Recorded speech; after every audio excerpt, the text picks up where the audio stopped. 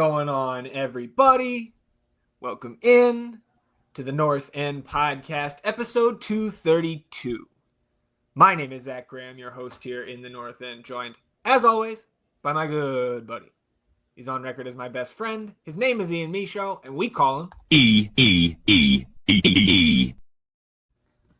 sitting here on a Wednesday, beautiful Austin, Texas, getting ready to take on the New York Red Bulls at Q2 Stadium this Saturday. How you feeling, my friend? Excited to be there Saturday. I think a good opportunity for this team to solidify that last dub that we just pulled off there up in Colorado, get trending in the right direction. And I'm just excited to be back. You know, we had that month of May and we were like battling through it. And I was like, God, I don't want to go to games anymore. And then you were like, look, we're only going to have one home game until July something? 5th or something. It's right before the Open Cup match we host LAFC. Something like that. And I was like, yeah, I really don't want to go to some of these games, man. But now I'm itching to get back and feeling excited about this. Winnable game, in my opinion. And I think if you can get these 3 points here, you can feel really, really good about yourself. Yeah.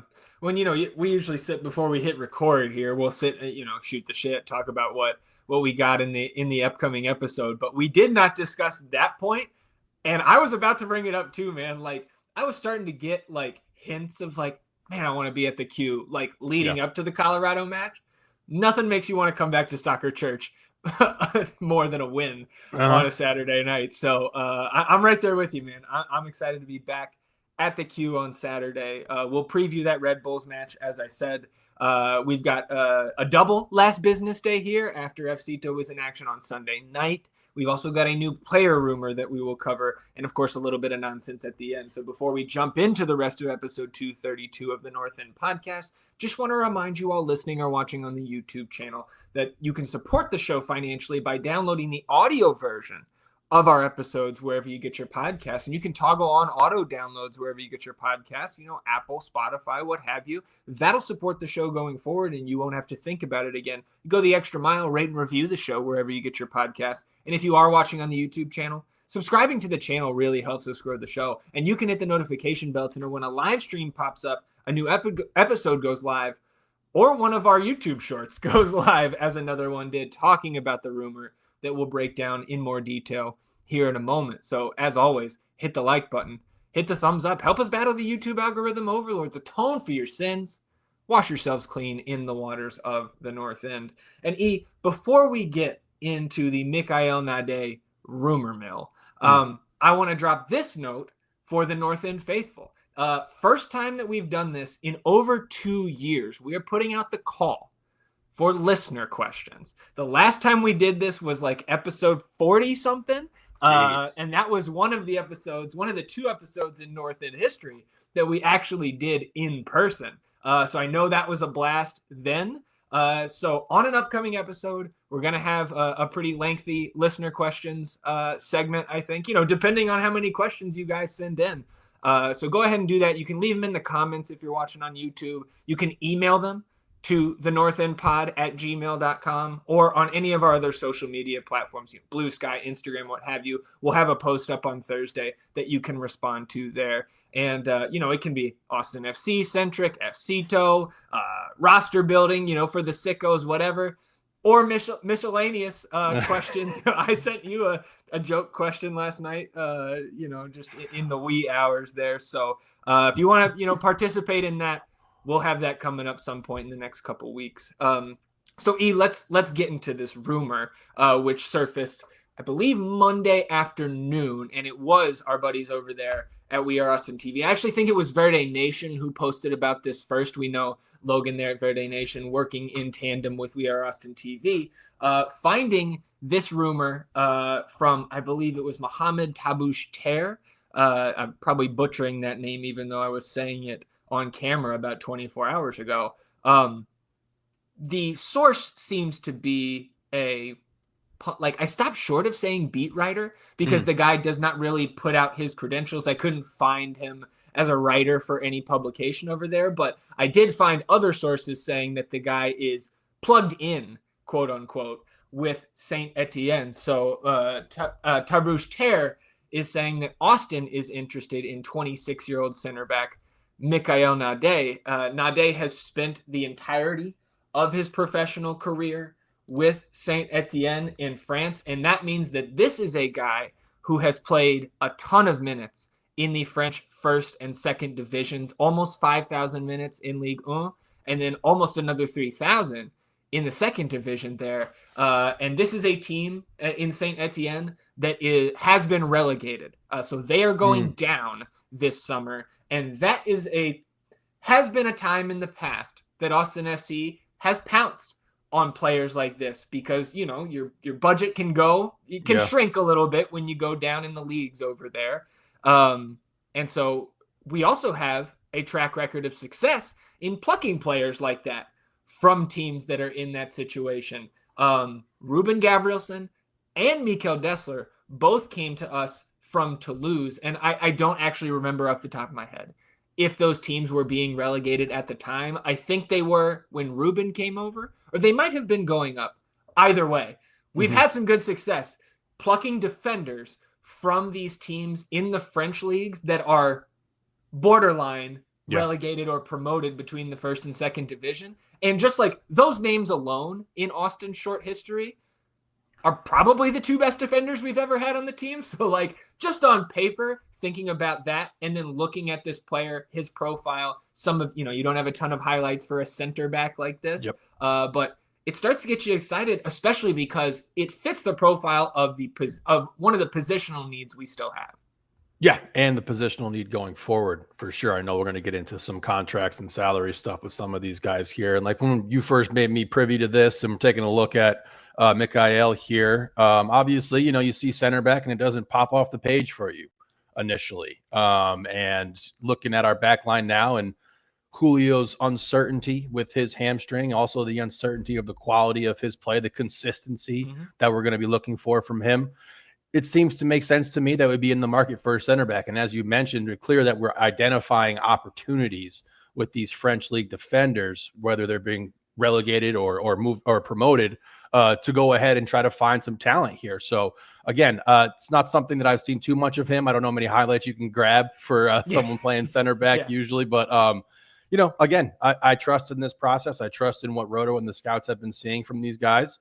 And I would be open to not having a TAM center back on our roster without naming any names. Yeah.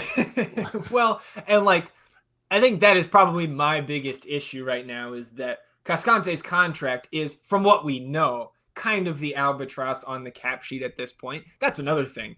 We are in the middle of June, and we still don't have the salary dump from the Players Association, so I don't know what's up with that. So a thought that crossed my mind the other day when I was thinking about, when is this coming? Maybe they're only going to give us a fall salary drop here, but for the sickos like us here in the North End, it is annoying that is not only not released yet, but we don't have any sort of communication from the Players Association on why it hasn't come or when it may come, for the fans that are so interested in that. But if anybody watched, some people watched the short that we put out there with me breaking down the signing. Two notes from that. First, on Nade and his contract situation, you can see that he is under contract on his transfer market page here through June 2028. And then I believe there is a team option on that contract too. So that means, in all likelihood, there's going to be a transfer fee involved for this player if Austin is going to go ahead and make that move, which probably puts him into that TAM range in terms of what his MLS salary cap hit would be. Now, you don't have to move Cascante on immediately because he's the only TAM player. And from what we know, he's not that far above that TAM threshold. So we probably have, it's not probably, we mathematically have the majority of our TAM left. So I'm not super concerned there. But just something to know if you are interested in the roster construction portion of what we talk about here in the North End. Probably a TAM player if he comes over. Potentially a cheaper deal because the team is being relegated in Saint Etienne. But that also means there's more suitors if all of a sudden Nade is cheaper. And there are reports out there that it's not just Austin FC on the player right now. Blackburn Rovers in the English Championship are also tied to Nade. And then my second point, coming back home to Austin and our center back depth chart, right? Just 3 on the roster after we sold Väisänen back in March. Julio currently nursing the hamstring injury, but looking towards the winter at the end of the season. Julio, his contract is up. We do have a team option here. And I wanted to add on for anybody who watched the short and that breakdown that we already put out there. I named Julio as an expiring contract. Brennan Heinzike is as well, but from what we know about the 2 salaries of those guys without getting confirmation from the Players Association, Julio's making like 3.5 times what Heinzike was last year, something like that. So between those 2 guys who are both expiring with a team option, with what we know now, I think it's way more likely that Heinzike would be on the team next year at the current number, rather than Julio getting that option picked up. I don't know if he's off the team next year, right? Could come back on a cheaper number. I don't think that option itself gets picked up. Yeah, I don't think it makes a whole lot of sense to pick that option up there with Julio, given the track record he's had here in Austin. And that's not to take away from the really great things he's done here. We've just been looking for more consistency out of the back line, particularly with the center back situations, which we have struggled with as Austin FC fans throughout the years here. So something to keep our eye on for sure. I guess, I'm just not overly excited about TAM center backs. Like we go through the roster breakdowns and we look at some of these other teams and you look at the guys that they have in the TAM slots and the type of players they are, the quality of players they are. And like, that is what I have been looking for with a TAM level player. So I'm not trying to say that he's not a quality player or anything like that. I'm just saying, I don't know if TAM level center backs are the most optimal way to build out a roster and utilize these special, stipulations that you have for the roster construction. Right. Well, I think that's fair, especially knowing what we've done with our TAM spots over the years. If you look at some of the roster builds, with those sheets that the league puts out, a lot of the good defenses, their kind of number 1 guy in the middle there is a TAM center back. So it's not like without precedent. But I also think I agree with you in the sense that I don't think you need TAM defenders to have an above average defense in the league. And Austin's already an example of that. Yeah. It's an above average defense without a starting TAM player on that back line, without a starting TAM player at all, I think, when we're all healthy here. But before we wrap this up, I guess 2 more things. Looking at the roster sheets here at the northendpodcast.com, we've now got 3 international rumors over the last month with Nicky Bolocco, who we are treating as he's coming. Tuti Andrade, right? And then Nade here this week. So that would also, if you got all 3 of those players, unless something crazy happens with their ability to get a green card, you would think that means a green card is coming from one of the 7 players still or already occupying our international slots. Again, teams get 8. We have an additional 9th this year after trading our first round pick in December's draft. And the 7 guys currently occupying those slots for those just listening on audio: Obrian, Biru, Bukhari, Svatok, Dubrasarski, Sabovic, and Azuni. And so, we would need to get a green card if all 3 of those guys are going to come over here. And that would also indicate that Bolocco would indeed be a supplemental player, because Andrade would come over with the transfer fee. He would be a U22 automatic senior slot, and a TAM guy automatic senior slot. So we'll keep our eyes on all of that, of course. And my last thing on the player, Nade is a left-footed center back. He would be the only left-footed center back on the roster. And sometimes I try to pick and poke at some of our friends who are much more knowledgeable about the game than we are. So our buddy Logan Okwa did point out to me that that could be a significant positive for our build-up from the back offensively to have a left-footed center back over there next to Guilherme Biru. So I did want to toss that little nugget in for the more amateur soccer fans like you and I. Anything else for you on this rumor? No, sir. All right, so we will keep it pushing here, and let's go ahead and just move into our match preview for this week. Looking at New York Red Bull. I'm actually going, I know you're on the preview and you were more focused kind of on the current state of the team, but because this is the only time we will see Red Bull this year, and maybe for multiple years after this, since this is our 3rd meeting, I believe, with Red Bull since we came into the league. And the fact we have some teams, I think Chicago Fire, we have no league matches against Chicago Fire. And we've seen Red Bull now 3 times as of this Saturday. So a little history lesson before we get into the meat and potatoes of what we're expecting here on Saturday. Red Bull, of course, was one of the original MLS teams back when the league began in 1996, but they were initially called the New York, New Jersey Metro Stars, and really kind of stumbled out of the gate, had some high expectations with some of the players that they had on that initial roster.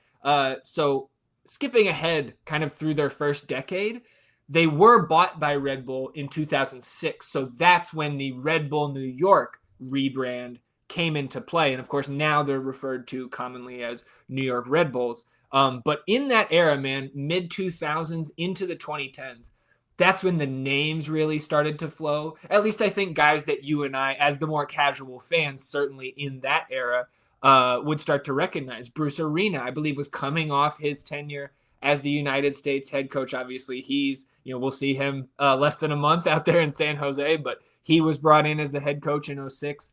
Claudio Reyna was one of their DPs at the time. Juan Pablo Angel, right, is a league legend. His kid is now Tomas Angel, is a striker for San Diego after being with LAFC last year. A young Josie Altidore was there in the mid 2000s. So again, it was much more exciting times for this franchise once they got the rebrand. And then you start to see some of that Red Bull money flowing in. Thierry Henry comes in 2010 as a DP. And then they add a third DP a month later, none other than Rafa Marquez. So again, the name value, you see the stocks pointing up there for Red Bull, and it did pay off for them shortly thereafter. They won their first trophy in 2013. It was a Supporter Shield trophy. And I believe the Shield is the only trophy that this club has won in its long history here in MLS. They have 3 Supporter Shields. The other 2 came, I believe, both under Jesse Marsch. Certainly the first one, because Marsch was hired, Marsch, current Canadian national team coach, hired in 2015 and was charged with implementing the high pressing style that you see the other Red Bull global teams use, or certainly back then, right? Energy drink soccer, as it were. This is also where our boy Felipe started to make his name in MLS with those Red Bull teams in the mid 2010s. Some of their homegrown products from this era, Matt Miazga, Tyler Adams, right? Ooh. So like you see the quality of player that comes out of that region, and specifically through the Red Bull Academy. So they won those 2 more shields in 2015 and 2018. Bradley Wright Phillips was their leading scorer for 5 straight years from 2014 to 2018. So now we finally get caught up here into the 2020s, currently coached by Sandro Schwarz. I believe last year was his first full season with the club. They also added Emil Forsberg as a DP last season from Leipzig. Maybe not from Leipzig. I think he was a Red Bull guy. That is Red Bull Leipzig. Yeah. There's the amateur global soccer mind making connections in real time. Hey. They finished as the 7th seed last year and marched all the way to the MLS Cup final, where they ended up, of course, dropping that Cup final to the Galaxy. But this is a team that right now, with this current group, right, I think is resilient. They've got a very high talent floor, and you can see some of that in what you're going to talk about with their player personnel, the stats that they've put out there, the results they've put out there this season. I mean, like you said, they're a brand. They have a brand. They have an identity with how they like to play. They're up in your face. They like to press, as can be seen by the fact that they're top 3 right now in possession, created in the final third, or the opposition third there. Mm-hmm. Forsberg is where it starts for me. The guy is a very talented player. He's good in space. He's good with the ball at his feet. He knows how to play people into space. He's got good anticipation as well. But go ahead and getting Choupo-Moting as well was a big get for them, because he's been scoring goals for them, 10 goals right now. And we know where his pedigree and where he's been, a couple places that, are some real names for this guy. So like, he's a quality player. Looking at them, man, they're sitting in 6th right now in the Eastern Conference. They're on a 3-game winning streak. You and I were having a bit of a little debate earlier this week, talking about some of their wins and their quality of their wins. The last 3 that they've gone through here: DC United, Charlotte, Atlanta, all pretty convincing wins. 2-0 there, 1-4-2 versus Charlotte. But I think, what game did you point to that was the game that you really said that like this was a good quality win for them? Yeah, to me, it was their first win of the season all the way back on March 1st when they handled Nashville at home 2-0, and Mhm. home match for the Red Bulls, rather. And I know you kind of chuckled and countered, and you were like, I know they played the Galaxy with no DP, Yeah, dude, but they won 7-0. yeah. And point taken. I just don't think as a whole, though, that they are a team on paper that you look at the results and say, oh, this is a team that Austin should do anything but beat. Like, Yeah. this is a team at home here in the middle of the season that I really think Austin has the advantage. And again, maybe not a strong advantage. I'm probably sprinkling some Verde confetti on that take there, but it's hard to point to any one area. Whether you're watching this team on film a little bit or looking at their stats, it's hard to point to an area that they really just kind of have the leg up on Austin, outside, Mhm. of course, of scoring goals. But every team in the league has that leg up on us right now. And if you look at the XG, right, it points to these teams being very similar in that area in terms of the chances they've created so far. Yeah, and I mean, really, it's their style of play that has given us issues in the past with those past two contests that you brought up there. But yes, they have played basically the inverse of a schedule that we have had in the Western Conference, where they've gotten a lot of these lower seeded Eastern Conference teams. And then, like you mentioned, where I talk about the Galaxy, a 7-0 win being a quality win, which I do think it is, because anytime you score Score a touchdown. seven on a professional team, but still, you got the Galaxy who were winless at the time. So I am right there with you. They don't have that super signature win this season that really defines this team, but they're dangerous in my opinion. 1.65 goals per match. They can absolutely score. Forsberg is a creator, and he knows how to get these other dudes involved who are threatening, in my opinion. They're going to want to press us. They're going to be up in our face, and they're going to want to play fast. And that is a style that has really hurt Austin FC in the past here. So while I'm with you, and I do consider us to be, if right on par with this team, if not a little more talented, depending on what this team is looking like as in Austin with regard to how BV's playing, Book is playing, what we're going to get out of Mirtu when he comes back here, what this lineup is going to look like. But this is absolutely a winnable game, in my opinion. And like, these are the games at home where you got to win. If we were playing in New York, I think that would be a little different story. We're playing here in Austin. We're going to have the heat factor going on. You got to win these games at home. And I believe only 3 home wins this season. That's just not going to cut it at the end of the day when we're looking at this in the fall, looking at these playoff pictures and what it's going to look like. You got to go ahead and get 3 points at home here. I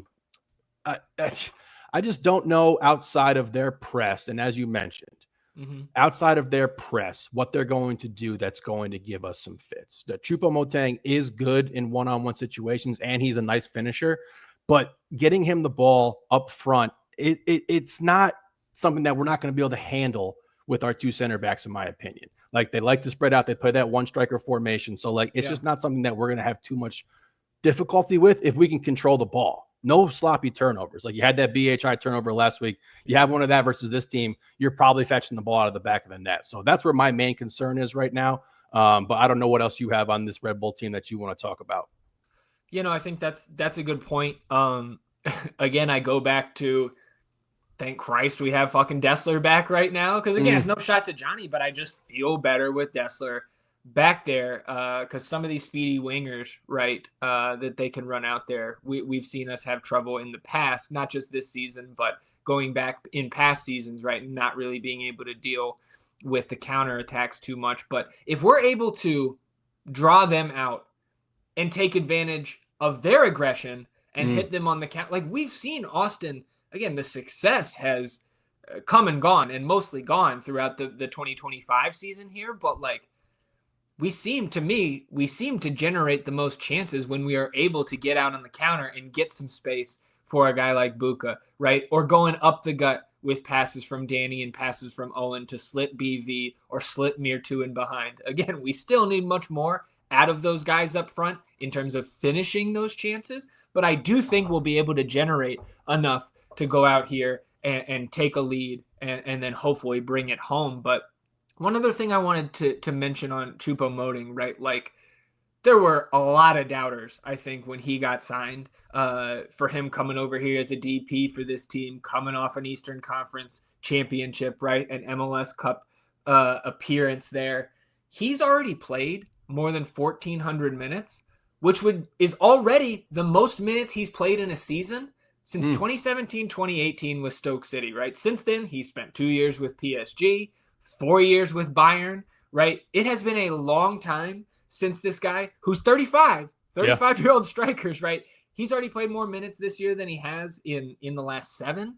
So I could see him, again, it doesn't really apply to this game on Saturday, but I could see him really struggling through the back half of this MLS season with the travel you have, with the weather, how it changes in the different environments, him going down to play in Miami or Orlando, what have you. Like, I could just see this team struggling in terms of Red Bull through the second half of the year, because they haven't had the best injury luck.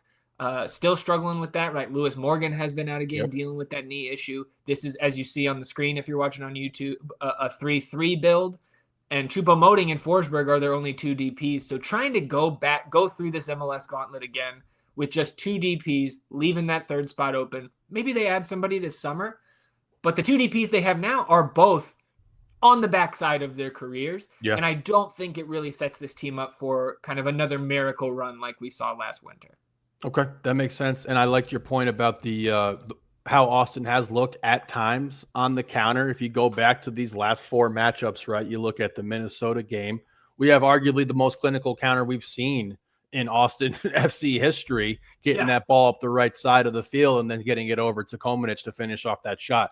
Obviously, the RSL game, not one that I want to point to. San Diego, we abandoned really the counter in that game. In my opinion, we were just kind of lost. We were sending these long balls that weren't really counters, that were matriculating the ball up the field where we can get guys into space. It was more of a spray and pray kind of tactic. But then you go to the Colorado matchup, and the counter looked absolutely fantastic versus that team. We caught them out of position plenty of times, as we mentioned in the last episode.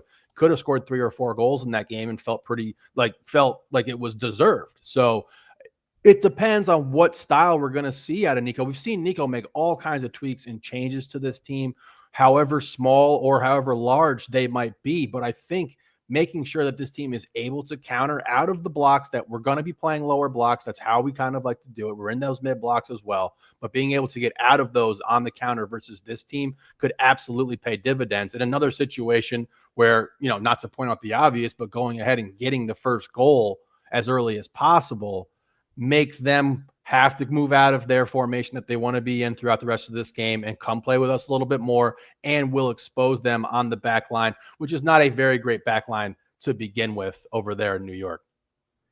Yeah, and especially Alexander Hack was kind of their big acquisition in the offseason on that back line. TAM player, that's their TAM guy on their back line for them, but I think he's only made 10 appearances this year so far. Raheem Edwards has also been in and out. Tim Parker as well, coming over from New England in the offseason. Some of the stats that I had written down here, I know you may have touched on some of these already, but just to make sure I get them off my chest here, out of the notes. Another team that is right there, similar to Colorado last weekend. When you look at the XG table, Austin is now 17th in the league in XG at 23.6. Red Bulls are 18th with 23. But Austin FC, of course, 13 goals scored. Red Bulls, 28. So, again, overperforming a little bit there to Austin's massive underperformance. They're just 17th in shots on target per match, so you can see some of that luck. And you call it luck. If you go back through all their goals, with the 2 guys who are doing the most of the scoring in Choupo-Moting and Forsberg, it could just be skill, right, instead of luck. That's also how you can beat XG. They've got the second most penalties awarded in MLS. That also helps. They've got 5 awarded to them, and they're only 26th in touches in the opponent's penalty area. So you see this team, right, wants to hit you on the counter, wants to turn you over. Like you mentioned the stat of them being top 5 in possession 1 in the final third.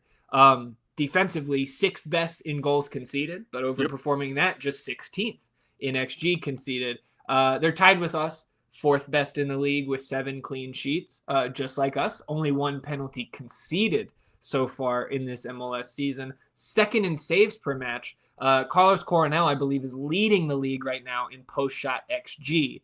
So also we may see him again in Austin in July with the MLS All Stars. And fourth in yellow cards. So with that aggressive style of play, with their high press, they are also going to hack you. So there's the stats dump for Red Bulls.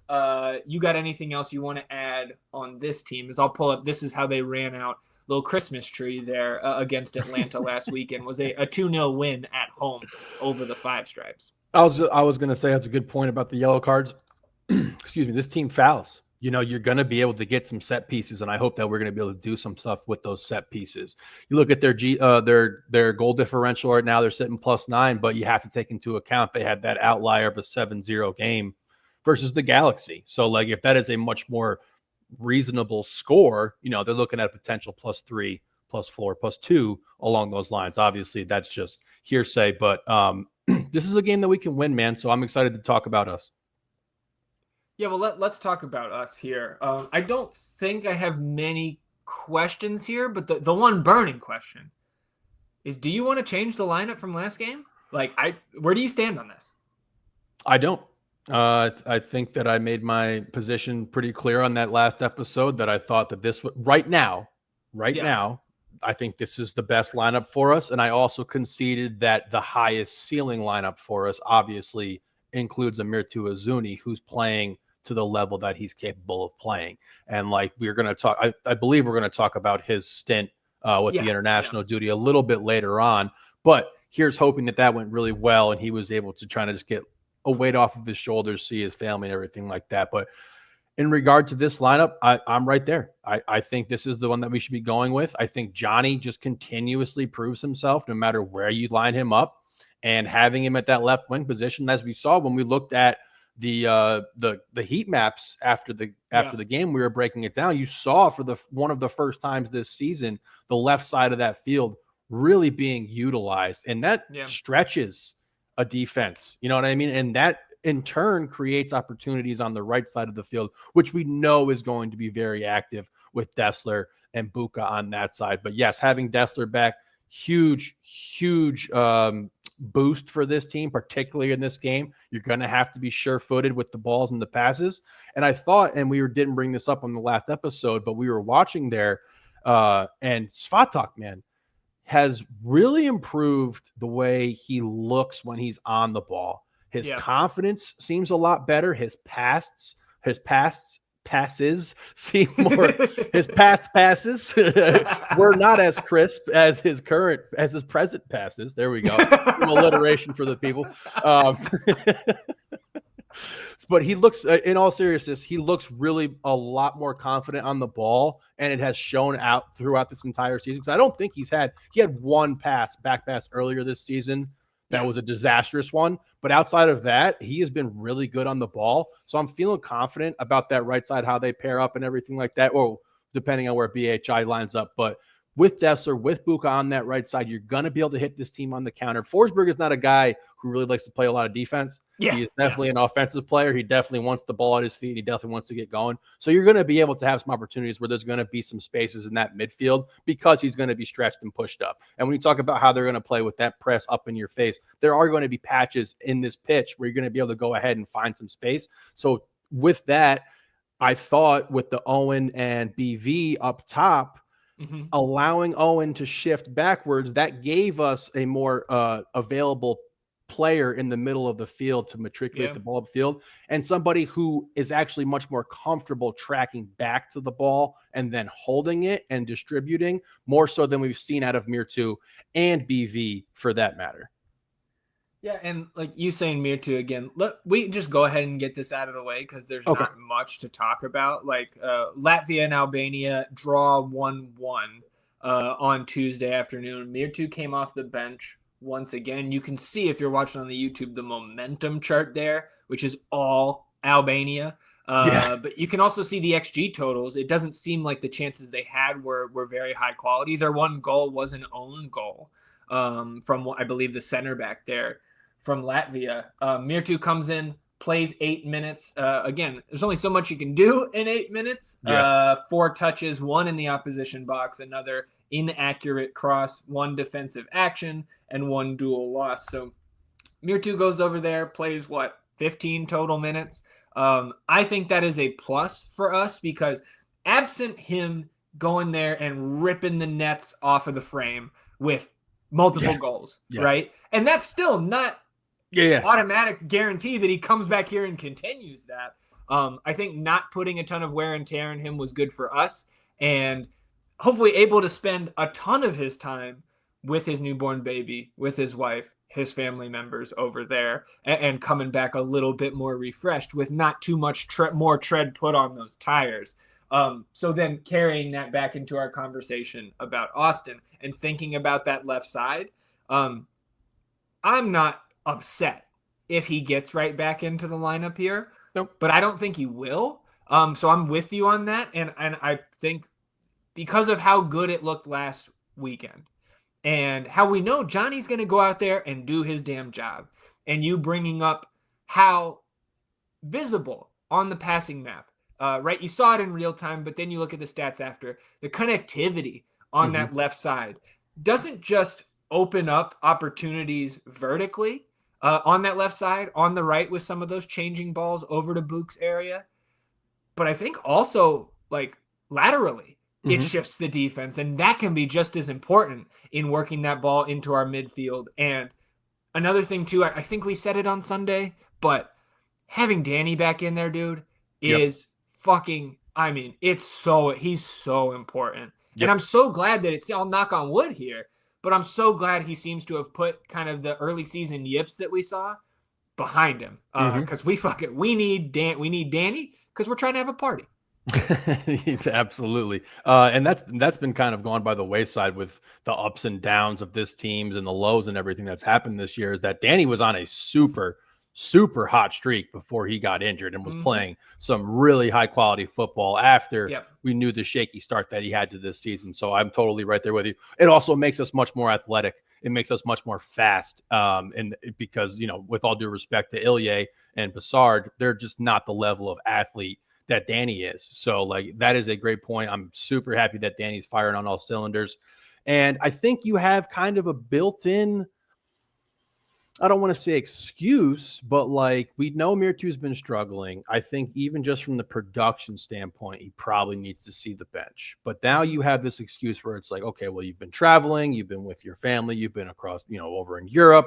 So like, we're going to go ahead and give Johnny this start here again. And also, to Johnny's credit and to my point that I made earlier, Johnny's been doing his job wherever he's been asked to do it. So like, and we saw that on the left wing versus Colorado last week, where he was just able to impact the game in multiple ways. And then you shift him back to right back when we had to get Dessler out of there. So I do think that you see the same 11, and I think that's the right call.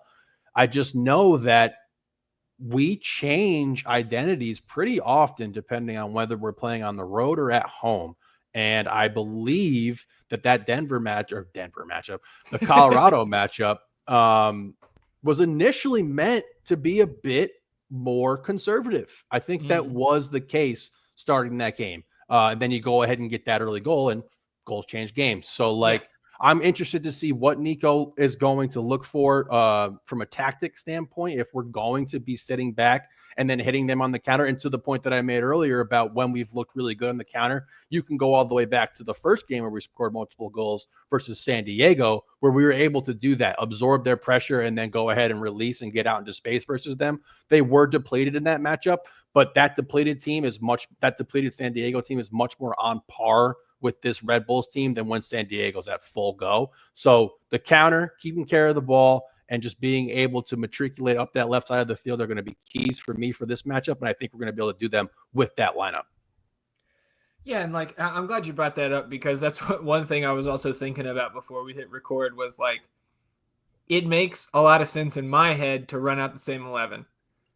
But from what we know of Nico over the first half of his season, first half of a season of his tenure here, motherfucker tweaks something every game. So I also am not surprised. And I don't, again, I'm not upset if we see changes personnel wise, or once that we roll the ball out there, we're doing different things on either side of the ball. Because that is ideally how we want to play, is shift things week to week based on the opponent, how we can take advantage of them on either side of the ball. But now we've got pretty much everybody at our disposal here. So, it's time to go out there and execute those changes consistently. The one last thing I had, and maybe it's just one last of hopium. And I'm pulling it. Look, this isn't straight up North End pure hopium, okay? This is some of the stuff we got in a different state. Adrian Healy over on Moon Tower this week, giving us a stat from Mirtu Azuni's stint with Granada. Through his first 15 matches there, he had 1 goal. And I think he's appeared in 15 league matches for us. I didn't look up the number of official appearances, but we know he's got 1 league goal for us. So if you just need that one last sprinkle of optimism before we fully get into maybe you're selling him mode, there you have it. So if we Mirtu Azuni turns it on after 15 games into golden boot form, we'll take that, man. The wait will be worth it. Yes, I will gladly have suffered through the first half of this season if he goes ahead and turns this thing around here. So, good luck to him, man. I hope he's in a good place mentally because we know. I mean, we know what he can do. We see, he knows what he can do. So I hope that he's in a good spot mentally, and that if he is coming off the bench on Saturday, that he takes that in stride and understands it's because we need more out of you, man. Like we just flat out do. Yep, absolutely. Well, unless you have anything else to add here, E, how much is Austin FC winning by on Saturday? I'm glad I'm back to that question. Okay. It's dark times in May, it was rough. I think this is a team that we're better than, a team that we can beat, and a game that you got to win at home. I think that their offense is explosive enough that they're going to be able to score on us. So I do think a multiple goal game is going to be required. Lost in the I hope Azuni improves his play is the hope I hope BV is able to elevate his game and start finishing these chances that he has been given these last 4 matchups that we've had, 4 or 5 that we've had with him, where he's like really taking a turn down the other side. So I'm going to go ahead and say 2-1 Austin here and be very, very, very satisfied with 3 points. Yeah. Well, I'm going to go back to the result from last weekend and say you go back-to-back 2-0 here. Okay. Look, we are still due for some overperformance with our luck, with our skill in and around net, and New York is due for some underperformance. So give me the 2-0. E's got the 2-1. And look, man, don't care how you get it done. Just bring us home the 3 points. Got to double stamp it. Come on down to Farmer Field where the champions play. Get ready for the game. It's last business day.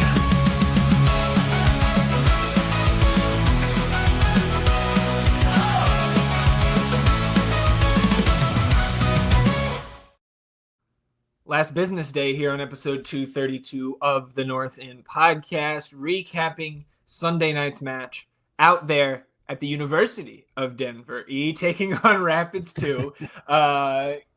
Some notes from the lineup. Ruben Bonachera is out injured. At least that is my assumption without an official injury report after he came off early at home against Dynados 2 weeks ago. CJ did, as we speculated, go play, get a start. He ends up playing 81 minutes in this one. Riley Thomas was also out there in the starting lineup, and you can see if you're watching on the YouTube, the rest of that lineup. You had Charlie in net, Riley on the right side, Gomez and Van Ryn the pairing. So I guess I should also mention Nico played with the second team after being on the bench with the first team, and Anthony De Anda in there for Ruben. Midfield, Barro and Gonzalez with Torres in front of him. Jimmy and Jorge out there on the wings with CJ up top to start this one. And on the other side, you can notice, if you recall back to the few notes we gave out prior to this one, their captain, their normal captain, Amadou, did not start. And Kamani Stewart-Baines was not in the starting group either for Colorado. And luckily, this game was on YouTube because, you can't go back and watch them when they're just on Apple. And sorry, boys, NBA Finals Game 2 is on. I'm watching hoops. So I saw it was on YouTube. I was like, I'm going to go watch it after. And I missed exactly 0 from the first half of this one. I don't think we had a shot, if I remember correctly, in the first half. But we also limited Colorado as well. It was kind of a stalemate there. Diego Abarca did come in for Jimmy. at the half. 53rd minute. Again, we start to make some inroads offensively. It was good combo play here. CJ checking back towards the right sideline, which was the near side to the broadcast camera. He found Irvin cutting to the top of the box. Torres slipped Alistue through, but his shot went right at Adam Beaudry, who is the consistent starter right now for Rapids too. So that's a pretty high level keeper for the next pro level there in the young Beaudry. 64th minute here. This is where it all goes awry. It's very long sequence of Colorado possession. They get into the Austin final third on the left side here, where Riley Thomas and Kamani Stewart-Baines, who had subbed in minutes before, going at it one-on-one there. Riley turns him back. They work it over to the right side, where they pop a cross in towards the 6. Riley doing all kinds of work here. He heads it clear of the 18, but Rapids 2 stays in possession. They stay on that right side, and they fire another cross. This one's like floating towards the back post. Riley Thomas tries to head it out, it looks like, and heads it in mistakenly. And then to add insult to injury there, or injury to an own goal, I guess, Riley slams into that back post, goes down, stays down, ends up subbing out. So 1-0 there. You get Thomas off. Gonzalez also comes off as Chesla and Grogan come in. And man, now to add insult to injury, the skies open up and it's fucking pouring. It just looks so like just the most miserable 5 minutes that Austin FC2 could experience there. So in the 81st, you get Badawia in for CJ as the rain starts to subside a little bit. And again, Austin found very little in terms of quality chances in this one. You end up with 3 shots on target and 6 overall. And maybe the best chance of the match for Austin comes in the 90th minute here. We had a long throw there. I believe it was 3 minutes of stoppage given. Long throw from the far side to the broadcast camera.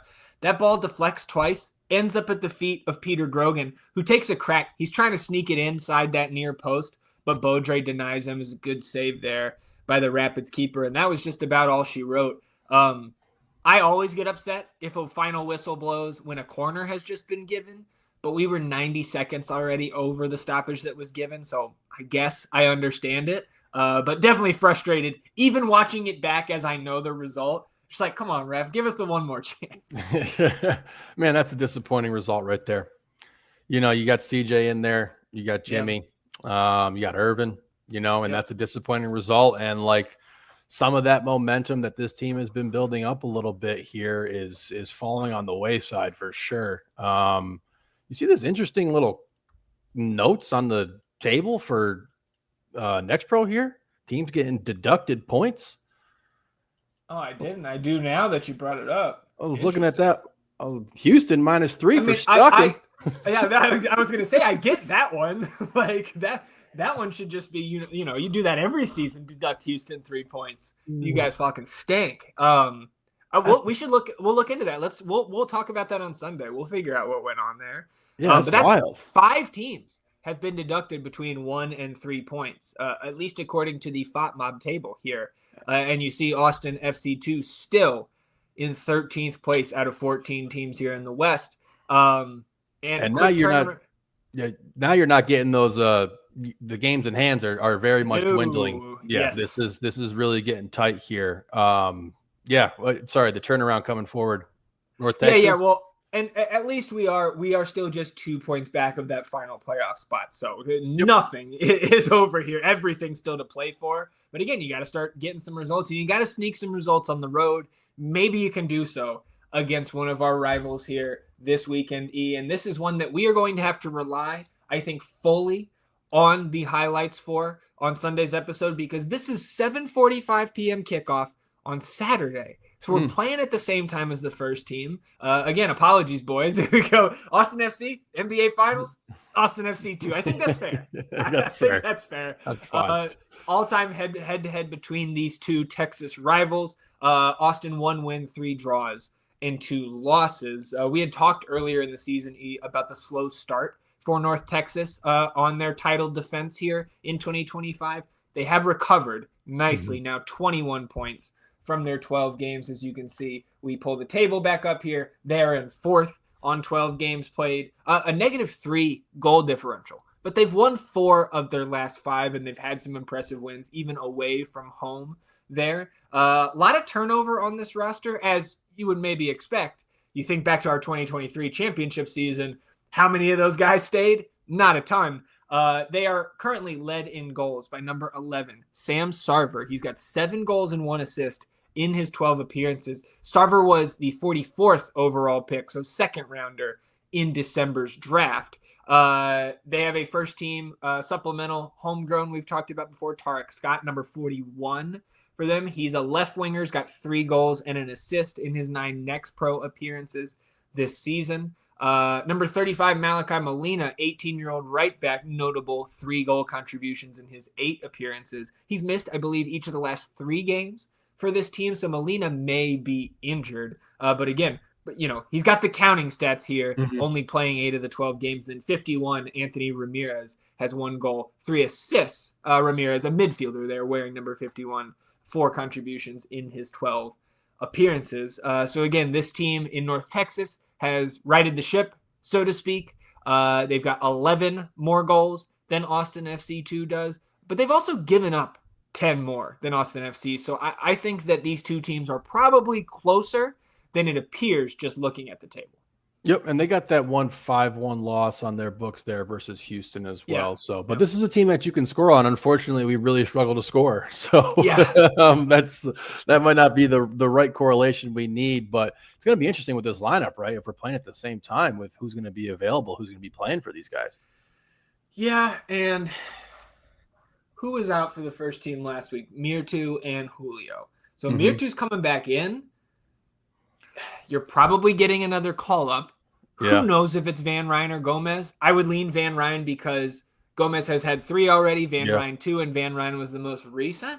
We have Chesla there who can just fill in at center back for FCito. So I'm not super worried about that. But if you're thinking, again, about who's going to be up with the first team, you're going to get a center back call up, right? So it might be CJ that's the odd man out here, and maybe he's just playing with FCito this weekend with Mirtu back in the mix. Okay, I could see that for sure. Would like to see CJ get going at whatever I just level want him to play. He needs minutes. He's got to get minutes. So I could definitely see that. And I don't think Julio is going to be ready. I don't see how he could be. I think we'll get that tomorrow, right?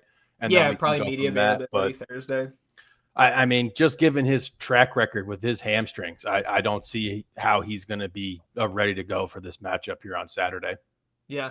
I don't think we need to rush him, right? We've got some emergency options there that have done fine in shorthanded spots already this season, specifically our boy Biru.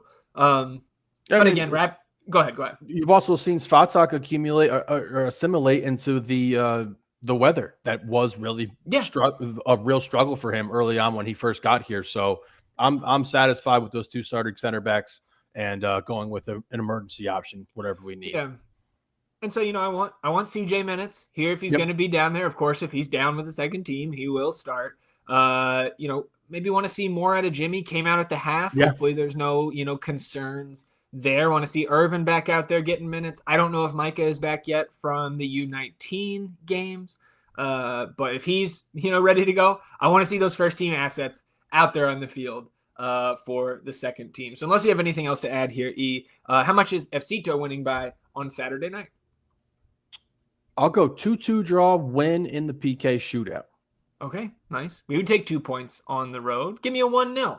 The classic. Let me order the Austin FC combo meal there. Just 1-0, 3 points. And don't care how you get it done, boys. Just bring them back home. Let's close out episode 232. No best ball scores. The way those go on a short week. The players that played this past weekend will have 2 bites at the apple, so to speak, and scoring for this an actual double game week here for best ball. Those will come out after the conclusion of Saturday's matches. Good start, I think, for the North End. Nice little baseline we laid down there over the weekend. But an even better week in terms of the picks here. Underdog comes through. Literally, I believe in stoppage time, Berkey gives up the second goal to the Timbers. So you add on the week on the underdog side of things here, you add 4.04 units. We are now plus 12.75 units on Underdog for the season. Man, going heavy on the Chicago Fire against DC really helped out our numbers at the books as well. We hit the Chicago parlay. We hit both Jonathan Bamba plus 425, Philip Zinkernagel plus 290. That was, we mentioned on Sunday that an hour before the Austin match, we were feeling pretty good. That was part of it.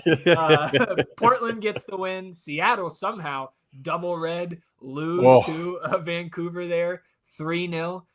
We also got a goal from Dejan Joveljic. So when all was said and done, he plus 8.17 units at the books, now plus 19.78 units on the season, which means we are up almost 32 units across Underdog in the sports books here in the 2025 season.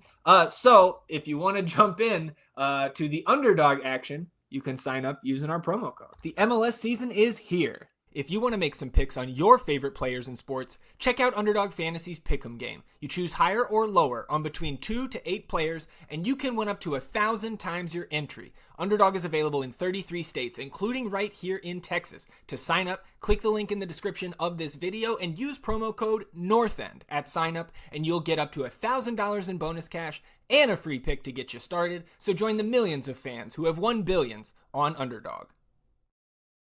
Again, promo code NORTHEND when you sign up at Underdog. The link to sign up is in the description of this episode, whether you're watching on the YouTube or listening to the audio version. Click that link at sign up, enter that promo code, get your bonus cash, get the free pick. You come back to the northendpodcast.com on Saturday morning to check out what we're rolling with into this weekend slate.